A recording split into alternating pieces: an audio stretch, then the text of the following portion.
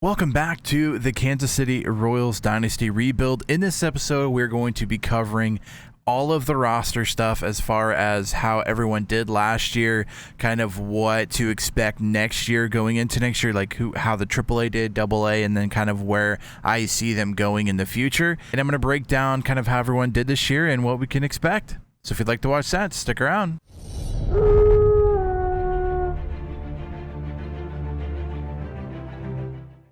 We are at the end of like AA, AAA, and I want to take a look at everyone in AA and see how we did and see if they kind of deserve the call up next year or whatever. I don't want to send people up with bad years, so kind of reward the people that have played really, really good this year.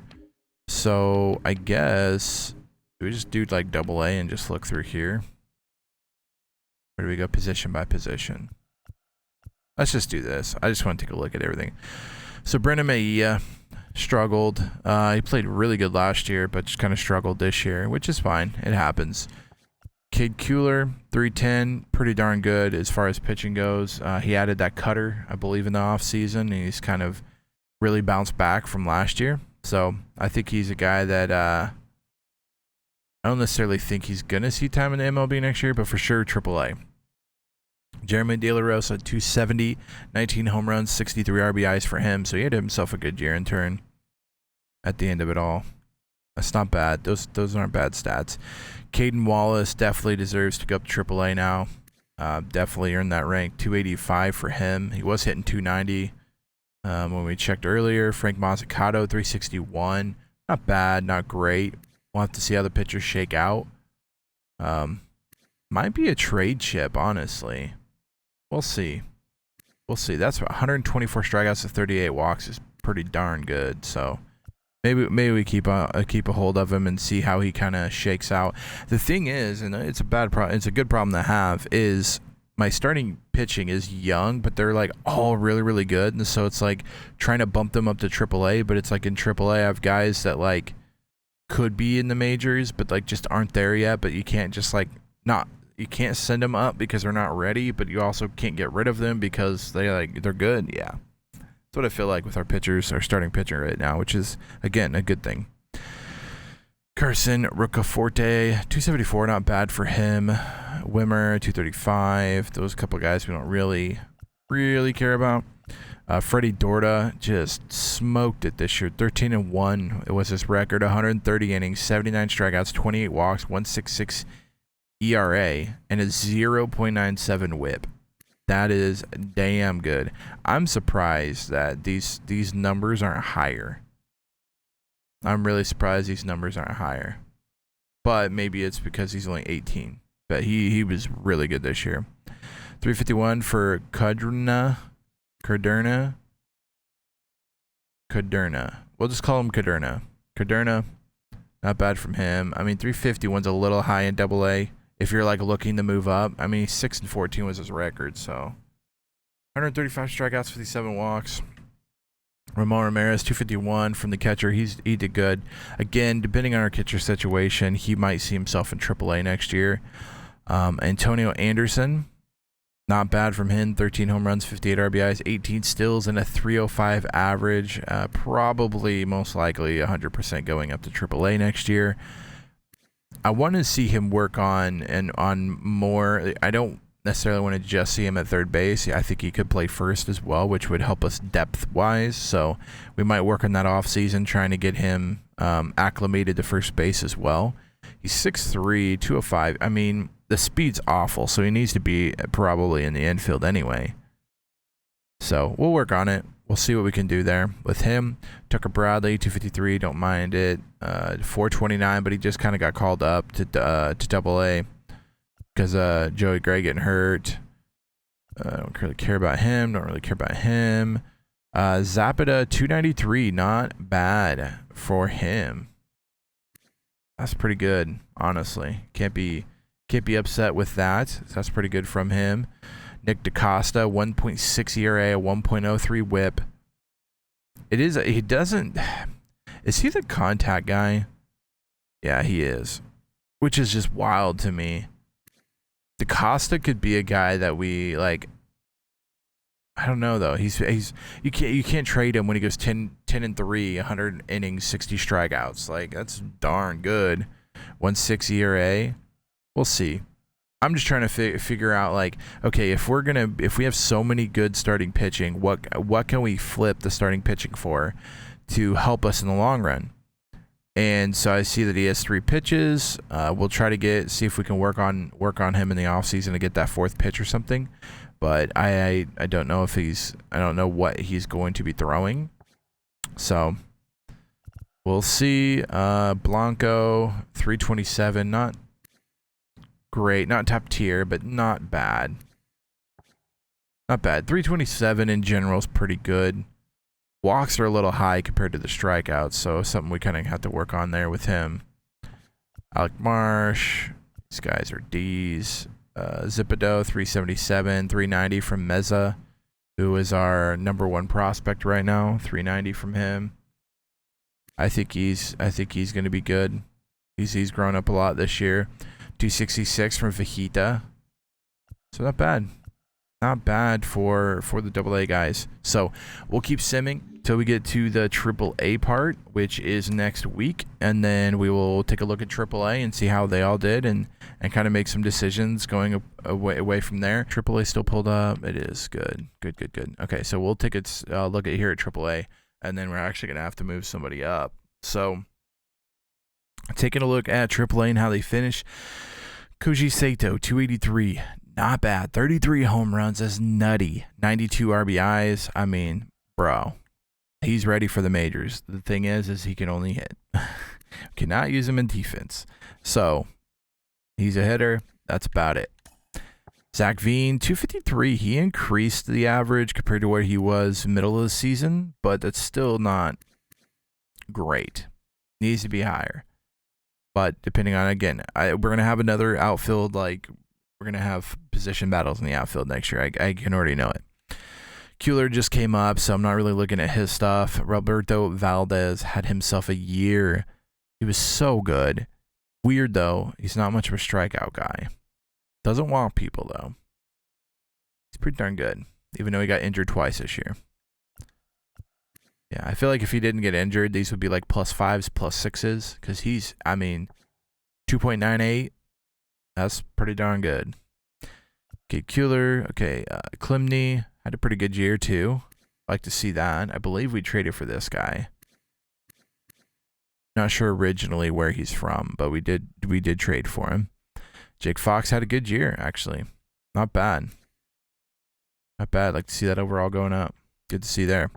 Blake Walters, 360. Kind of went down at the end of the year, right? Like he was doing much better than that at the beginning of the year, I think. Gavin Cross, 248 from him, so he got better. It looks like he was on fire there at the end. He got better. I mean, how much better? Not sure. 248 is still not good, but he did get better at the end. Blake Mitchell struggled bust the rest of the year. 214 is not good. Not good. A lot of strikeouts. There. Brent's not good. Schwellenbach did pretty fine. 305 is pretty darn good. We're okay with that. We're happy with that. Kasavich, 240 is not great. 236 from Lofton, not great. Joe Rock actually pitched pretty well for us. 342 ERA there. The 1.37 whip's a little high, but it's not bad.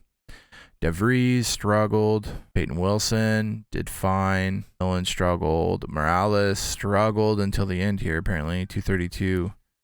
Yeah, he struggled this year. CJ Alexander, not bad. 274 is fine and 62 at bats. Small sample size. Hewler, 307 average, or 307 ERA is not bad. 352 from Klein. Diego Hernandez, 260, 204, 279 from the really 9 innings. Never mind. That's pretty good though from Diekman. But let's take a look at our roster and see how everyone did all year, and kind of see where we go from here and everything.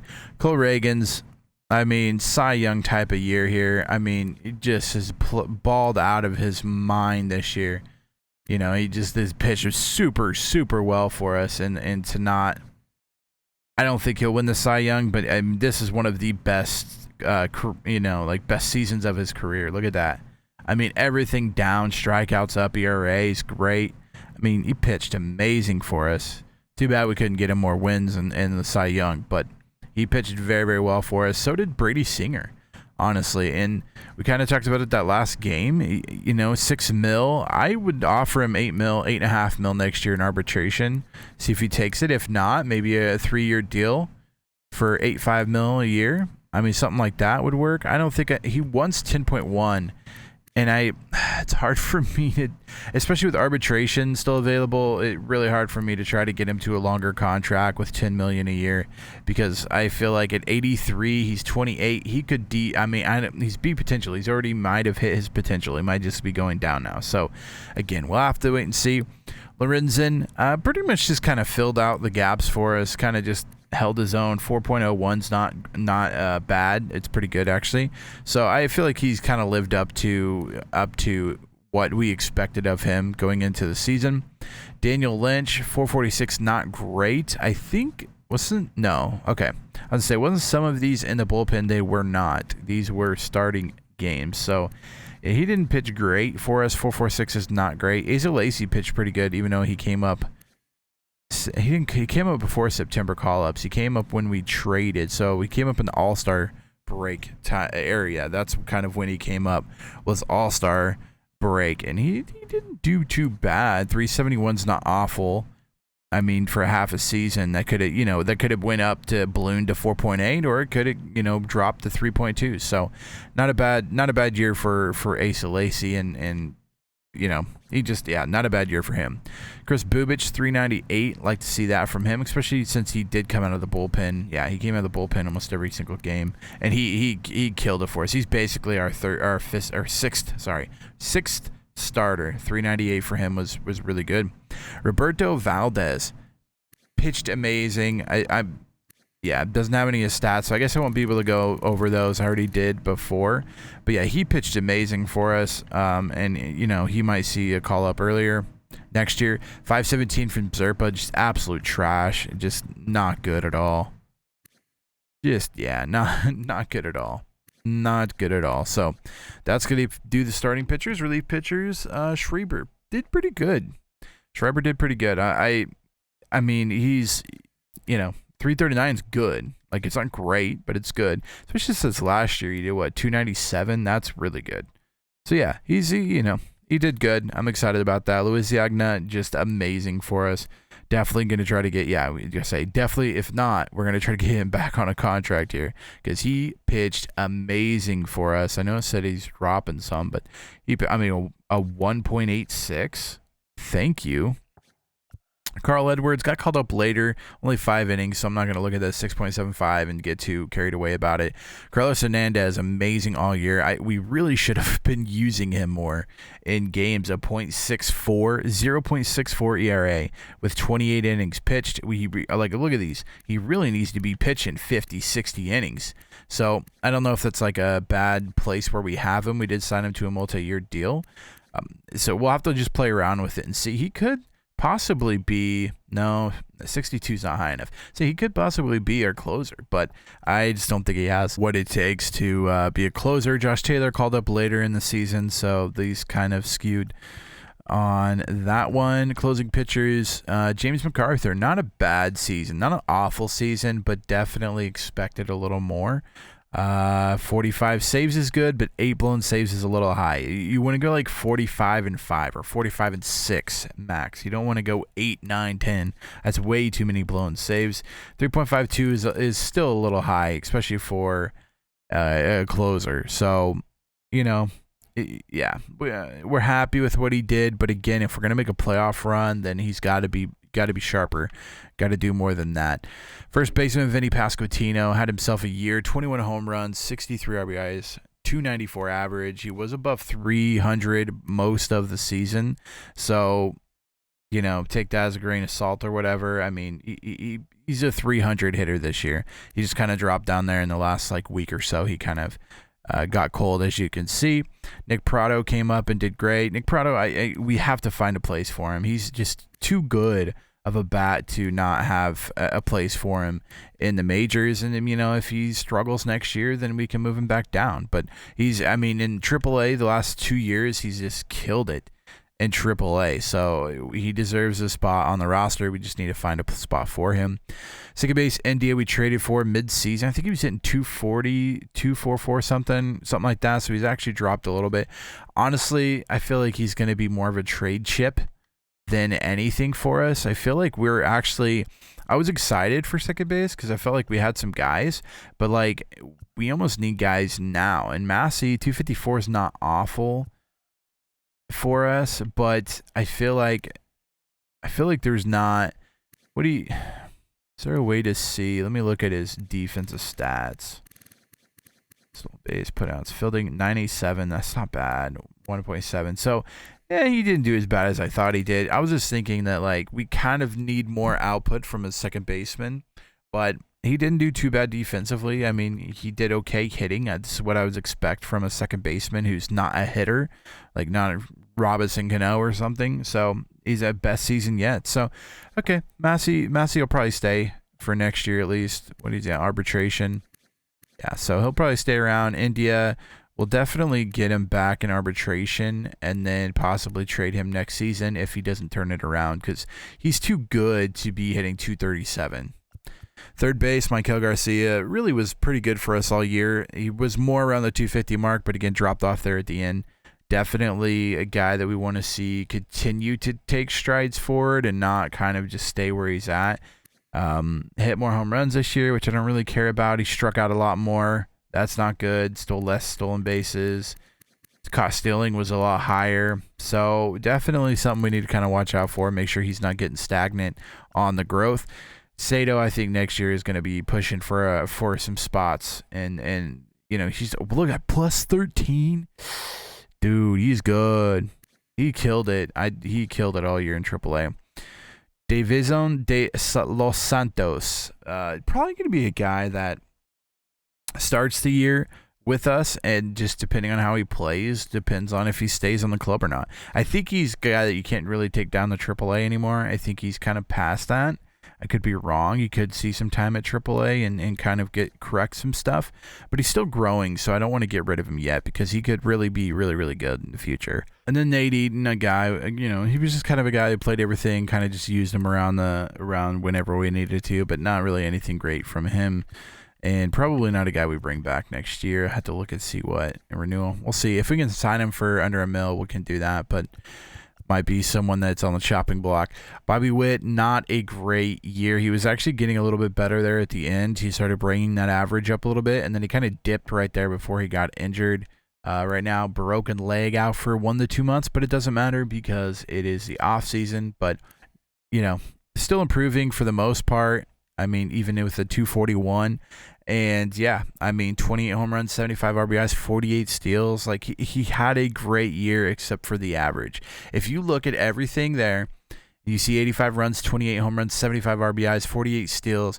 You're thinking, dang, this guy played amazing. I bet he hit 302. No, 241. So the stats were there, just not the average, which is something, again, we want to get better, but, he's still a great player. Lofton kind of just was there. A couple of guys down here that I think are going to be pushing for some playing time. Left field, we didn't really worry about at the end because we traded MJ Melendez. Tyler Gentry just kind of come up, kind of earned the spot to try to get some plate appearances. Didn't actually get any plate appearances, which is surprising. But yeah, he was doing good in AAA and kind of deserved the right to come up here and try the majors. Center field, Orlando Hernandez, our rookie. I believe he'll win Rookie of the Year. He just played amazing for us, just balled out for us. And, 281, he was 290s before the last month of the season, so he was close to the 300s multiple times during the season and kind of just fell off there at the end. But the 25 home runs, 76 RBIs, 28 steals, 281 average is really, really good, especially as a guy in our leadoff spot who, he just killed it for us. Super excited to see what he could do in the future since he's only, 22?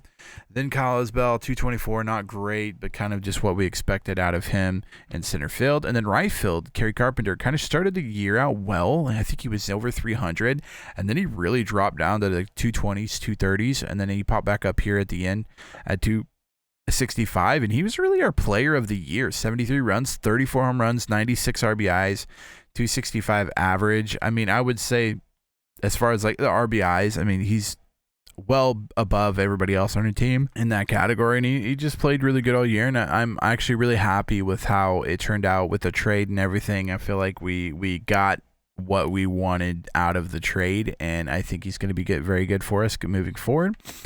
Blanco, again, a guy who can just steal bases, not so much about the average and all that stuff there. So that was our roster this year. I felt like we grew, as you can see, like we got really, really cold there at the end. We lost 6 games in a row at the end. So I think we were a 500 team, even though we finished the season 80-82, which is 2 games under 500. I still feel like the record doesn't show it, but I feel like we were definitely a 500 team. There was a point there where we were pushing playoffs. We were top of the AL Central, like we were pushing playoffs, and then we kind of just like fizzled out. So, next year I kind of expect us to make that leap and make the playoffs and get past the wild card. So whether or not we win the AL Central and get past the wild card automatically, or if we get into the wild card spot and have to win a wild card game to get in to the ALCS, ALDS, one of those ALDS, that's how we're going to have to do it. But that's kind of where we're setting at our sights for next year, but not a bad year, honestly. I felt like we grew a lot. I felt like we found some really good pieces that are going to be permanent pieces. Reagan's is going to be an ace. He's balling out. Kerry Carpenter, I think, could really, really be beneficial to this team and help the growth. I kind of had him on there to just kind of fill up time for a couple of years, but at 27, I mean, he's got a good 3 or 4 years left in him if he can continue to grow. Brady Singer had himself a great season. Want to try to get him a little bit bigger of a contract, kind of, say, hey, thank you for having a good season. Michael Garcia is going to be one of those guys that next year is going to either be a breakout or kind of a bust and move on from type of year. Pasquantino played amazing. We got our first baseman of the future. Everything's great. Orlando Hernandez, same thing. I mean, he just played amazing for a rookie. So there's a lot of things that we felt like we got really, really good at. Asa Lacy, I felt like came up and did pretty good, so he's going to probably start in our rotation next year. Carlos Hernandez, a couple of relievers, our closer, we had some stuff shown to us. Parado came up from AAA, and he was hitting well. So just a bunch of things that I felt like we learned from this team this year to kind of move forward on it. So that being said, before we end the season, I want to take a look at the top prospects. Now, I forget what the number was at the beginning of the season. I think it was 6, wasn't it? I think it was 6 top prospects in the top 100. I don't know where we're at now. One of them obviously graduated. We'll have to see though. So Meza is at number 4. So we have 1. Blake Mitchell at 9, number 2. So we have 2 in the top 10, which is good to see. I believe we had 6. So 3 is DeVries. So we have 3. 4 is Bento Blanco. 5 is Nick DaCosta. 6 is Brando Maia. 7 is Roberto Valdez. Good to see him on there. Keisha Soto is 8? 9 is Zapata. 10 is Frank Mazzucato. So we have 10 in the top 100 for our farm system. That's just huge. I mean, it really is big. Now, Meza's not going to be there for a while. It says 2027. That is a something. I don't think he's 2027 going to be ready in 2027. DeVries, they say, is ready now. I don't see that anywhere. So we'll have to see what they're talking about there. Blanco, again, while off for these guys. Nick DaCosta, while off. Well, I mean, he just, some of these guys got some stuff they got to work on. And none of these guys I'm really like looking at and being like, oh yeah, he's ready. Maybe Valdez maybe next year get some time in the majors. We'll have to see how that all plays out. Sato, I think, will make the opening day roster. I think he's just way too good of a hitter to not include him. I mean, we'll figure out what we're going to do with a designated hitter, or I mean, we obviously could see we've really worked in training on trying to get his stats up in the infield and everything, and so maybe he does turn out to be an okay, serviceable, I should say, middle infielder. I don't know. Anyway, yeah, not bad. Mazzucato's, I don't know if he's necessarily close. He's kind of struggled this year. He's only in AA. So that's, top 10 top prospects is really, really good. And even after that, I like the prospects we have in Ramon Ramirez. Klimny played really well this year. He had a good year. Blake Walters pitched amazing this year. Look at those pluses on him. He played really well for us. Antonio Anderson, all of these guys really showed spots where they were playing well. Generally, De La Rosa might be a guy that could see some playing time as well this season, just because he is a really good outfielder, and we are kind of needing some outfield depth right now. We have I would say we have probably our starters already, but we do need some backups. So he might be a guy that comes up. Gavin Cross, probably next year, if he doesn't have a good year, probably ship him out, just because he's 24. He has yet to have a good year for us, and sooner or later you gotta move on from guys. So yeah, that's, I believe, the end of the season. I think, and you know what? I'm not going to do the awards. I'll do the awards once the awards pop up. I don't want to do the awards like right now and kind of spoil it. So that is the end of the season. Unfortunately, we did not make the postseason. Regular season has come to an end. Now, the playoff bracket. So I guess they're going to show us the awards now. And so we'll go through the awards and see if we won anything. I'm expecting we did at least win one thing. And then we'll go to the playoffs. So the awards, cool.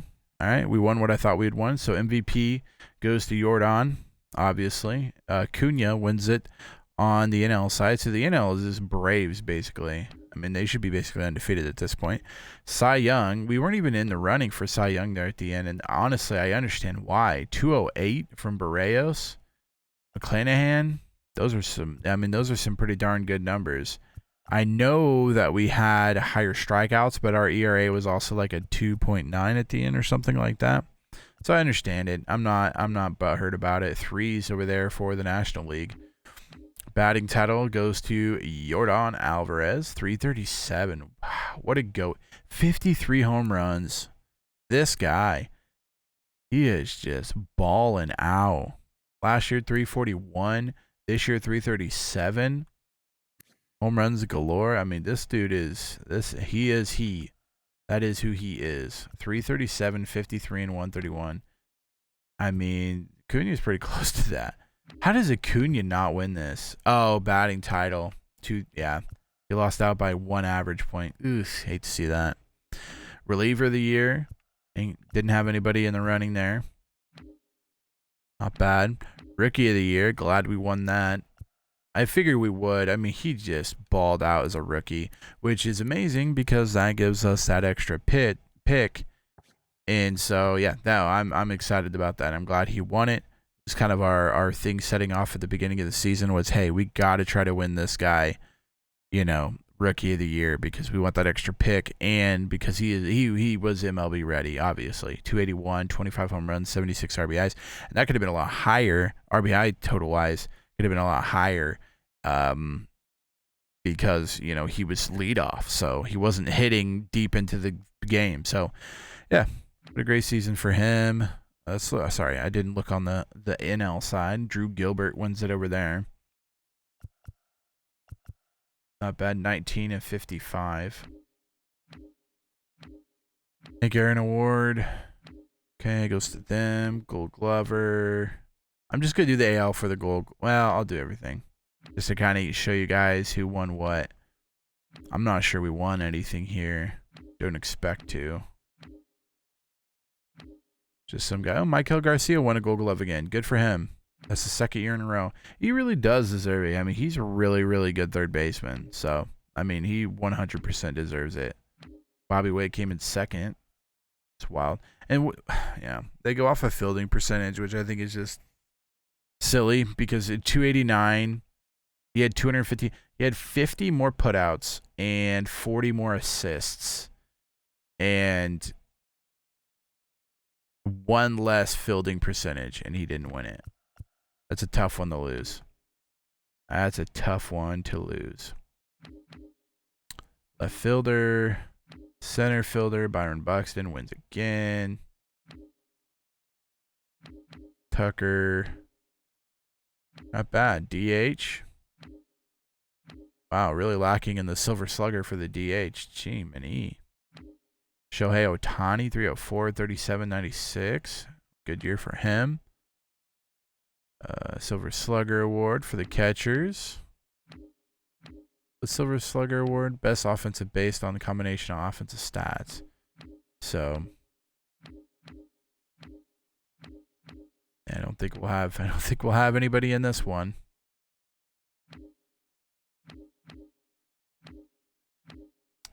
And then we'll find out who wins it all. So, not bad. Not a bad season. We got another Gold Glove for Michael Garcia. And then we got the Rookie of the Year with Orlando Hernandez. I'm happy with that. So, let's talk about the playoff bracket, the playoff breakdown, everything about the playoffs. We got Texas and the wild card against Boston. And we got Minnesota and Cleveland, both from the AL Central in the wild card there. And that's going to be interesting because Cleveland last year, I believe, was a wild card, and they ended up winning it all, which was completely surprising for me. But they ended up doing it anyway. The 1 seed and the 2 seed are Houston and Toronto on the AL side. NL side, Philadelphia and Arizona fighting it out in the wild card, and then St. Louis and Milwaukee, the 3 and 6 seed. The number 1 and number 2 are the Dodgers and Atlanta in the NLCS. So let's just jump into it. Let's just get this rolling. So Texas wins game 1. Arizona wins game 1. Arizona wins game 2. They're on. Texas wins game 2. So it's Texas and Houston.